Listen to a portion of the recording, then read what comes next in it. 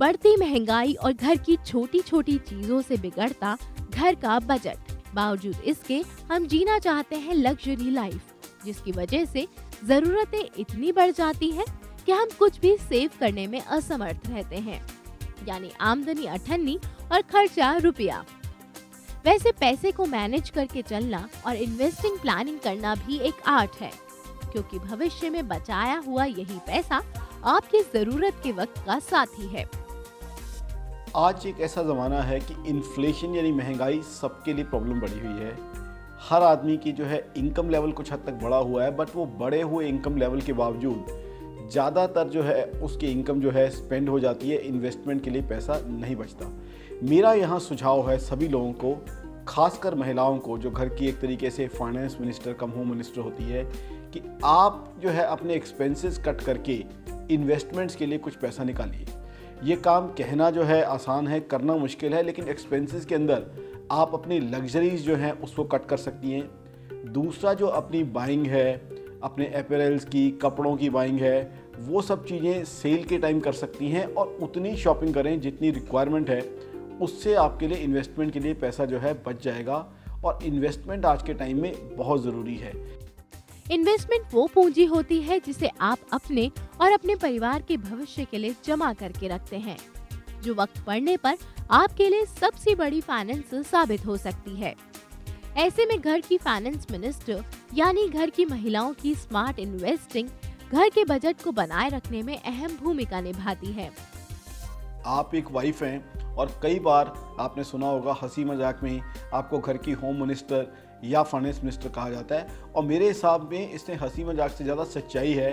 Because आपके husband की income चाहे बिजनेस से हो, सैलरी से हो, वो आपके पास आ जाती है। उसके बाद आपको उसको अप्रोप्रिएट करना है, कितना पैसा आपको खर्च करना है अपने किचन के लिए, कितना पैसा आपको खर्च करना है शॉपिंग के लिए, कितना हॉलीडेइंग के लिए खर्च करना है, कितना आउटिंग्स के लिए खर्च करना है।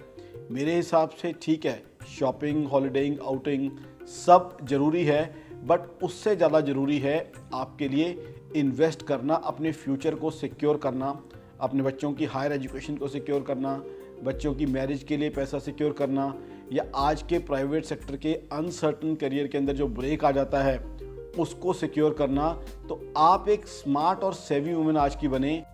शॉपिंग करना महिलाओं के पसंदीदा शौक में शुमार है। अक्सर महिलाएं शॉपिंग के साथ कई यूजलेस सामान भी खरीद लेती हैं। ऐसे में अगर आप करना चाहती हैं स्मार्ट शॉपिंग, तो कुछ बातों का खास ख्याल रखकर आप अपने बजट को भी स्मार्ट बना सकती हैं। बेहतर होगा आप अपनी शॉपिंग की लिस्ट बनाकर ही बाजार जाएं। सामान खरीदते समय मोल भाव जरूर करें। बच्चों को उनकी जरूरत का ही सामान दिलाएं। जरूरी होने पर ही सामान की खरीदारी करें। दूसरों की देखा देखी यूजलेस चीजों का ढेर न लगाएं। एक सेल्फ डिसिप्लिन रखें, एक रेगुलर इन्वेस्टमेंट रखें और ऐसे इंस्ट्रूमेंट रखें जहां कंपल्सरीली आपको हर महीने देना ही पड़े। और दूसरा, जब भी आपको इस तरह की शॉपिंग की चीज़ आती है जो आपकी नेसेसिटी नहीं है, जो एक तरह से लग्जरी या कंफर्ट है, ये सोचें कि अगर उस पैसे को इन्वेस्ट कर देंगे, अल्टीमेटली आपकी पोजीशन कितनी अच्छी या कितनी बेहतर हो जाएगी। पैसे इन्वेस्ट करने के लिए आप कई तरह के तरीके अपना सकती हैं। महिलाओं के लिए म्यूचुअल फंड में इन्वेस्ट करना एक बेस्ट ऑप्शन है। ऐसे में चाहे आप वर्किंग हैं या हाउसवाइफ, इस फंड के जरिए आप दे सकती हैं अपने बच्चों को बेहतर एजुकेशन। इसके अलावा अपने बच्चों की शादी और अपनी रिटायरमेंट को भी अच्छे से प्लान कर सकती हैं। कई और इन्वेस्टमेंट्स को भी आजमा सकती हैं। सेविंग में ज्यादा रिस्क न लें। केवीपी, एनएससी जैसी सरकारी योजनाओं में पैसा लगाएं। बैंक में फिक्स डिपॉजिट स्कीम्स का फायदा उठाएं। आप रियल एस्टेट फंड में भी इन्वेस्ट कर सकती हैं। इंश्योरेंस इन्वेस्टमेंट से आप अपने जाने के बाद भी अपने परिवार को सपोर्ट कर सकती हैं। आप पीपीएफ यानी पब्लिक प्रोविडेंट फंड में भी पैसा लगा सकती हैं। आप अपने पोर्टफोलियो की सेविंग इस तरीके से करें कि 40% हिस्सा तो गवर्नमेंट डेट में यानी सरकार की योजनाओं में लगाएं। सरकार की योजनाएं जो आपके लिए अवेलेबल हैं, पोस्ट ऑफिस के थ्रू, केवीपीज़ हैं, एनएससीज़ हैं, टाइम डिपॉजिट हैं, इनमें आपको 7 से लेकर 8.5% तक का ब्याज मिलता है और सेंट्रल गवर्नमेंट द्वारा आपका पैसा गारंटीड है, यानी यहाँ पे आपको रिस्क कुछ नहीं है और रिटर्न 7 से 8.5% मिल रहा है। उसके अलावा आप 20 से 25% पैसा बैंक की एफडीज़ में रखें, जहां आपको लिक्विडिटी जो है अश्योर्ड है, बिकॉज बैंक की एफडीज में अगर 20% रखा है, किसी भी टाइम चाहें आपको 5 मिनट में प्रैक्टिकली आपका पैसा प्रीमेच्योर विड्रॉल हो सकता है। और वहाँ भी अगर स्वीप इन एफडी रख लेते हैं तो अगर आपको प्रीमेच्योर नहीं भी करना है, सीधा सेविंग अकाउंट का चेक काटें, तब भी वो पैसा यूटिलाइज आप कर सकते हैं।